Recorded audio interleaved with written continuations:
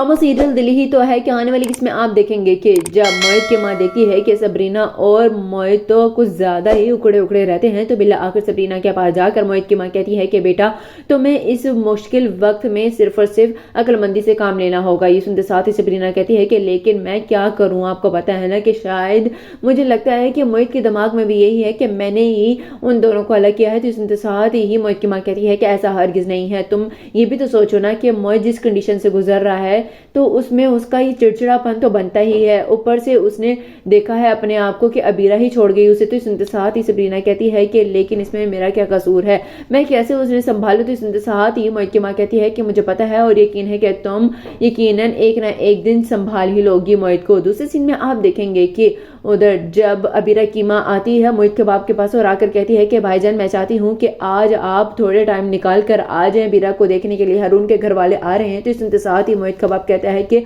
मेरी तरफ से तो माजरत है और हाँ तुम उन लोगों से भी माजरत कर लेना, मैं नहीं आ सकता हूँ। ये सुनते साथ ही अबीरा की माँ कहती है कि लेकिन मैं उन्हें क्या जवाब दूंगी, वो लोग पूछेंगे तो सही ना कि आखिर लड़की का ताया कहाँ है। तो सुनते साथ ही अबीरा को लेकर मोहित का बाप कहता है कि बस फिर तुम कह देना ना कि जो कुछ तुम्हारी बेटी ने किया है उसकी वजह से हम लोग नहीं मिलते हैं। तो सुनते साथ ही अबीरा की माँ कहती है कि आप क्यों अबीरा को लेके इतना ज्यादा बोल जाते हैं, सोचे तो सही अपने भाई के बारे में